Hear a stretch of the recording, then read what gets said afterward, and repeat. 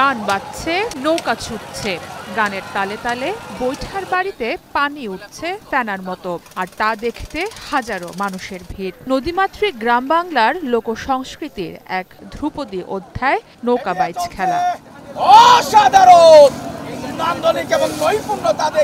আগে বর্ষা এলেই দেশের প্রায় প্রতিটা নদ নদী আর বিলে আয়োজন হতো এই প্রতিযোগিতা। নানান রকম বাহারি নৌকা আর নদীর ঘাটে মেলা সহ চলত সেসব উৎসব। কালের ধারায় এই জনপদের মনে ক্রিকেট ফুটবল জায়গা করে নিলেও এখনো দেশের আনাচে কানাচে নানান সারি গান বা হেইয় স্বরে নৌকা নিয়ে ছুটেন মাঝি মাল্লারা।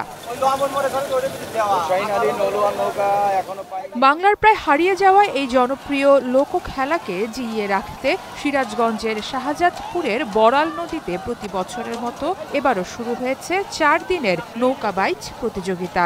আয়োজনের প্রথম দিনেই প্রতিযোগিতায় অংশগ্রহণ করে বাহারি নামের অন্তত 20টি পানসি নৌকা, আর সেটা দেখতেই দূর দূরান্ত থেকে ছুটে এসেছিলেন নানা বয়সী হাজার হাজার মানুষ। পুরো এলাকাতেই এমন উৎসবের আমেজ তৈরি করে খুশি আয়োজকরা। ম্যাক্সিমাম 3 থেকে 4 লক্ষ দর্শক এখানে এই মেলা দেখার জন্য বাংলাদেশের দূর দূরান্ত থেকে এখানে এসে নৌকা প্রতিযোগিতা উপভোগ করবেন। 2023 সালে হয়েছিল, তারপরে মোটামুটি 24 সালে গ্যাপ গেছে, আমরা 25 সালে আবার করছি। তো আশা করি আগামীতেও এর চাইতে আরো সুন্দর প্রসারভাবে আরো করার চিন্তা ভাবনা আছে আমাদের। প্রতিযোগিতা ঘিরে রঙিন সাজে সেজেছে বড়াল নদীর বাঘাবাড়ি বন্দর অংশ।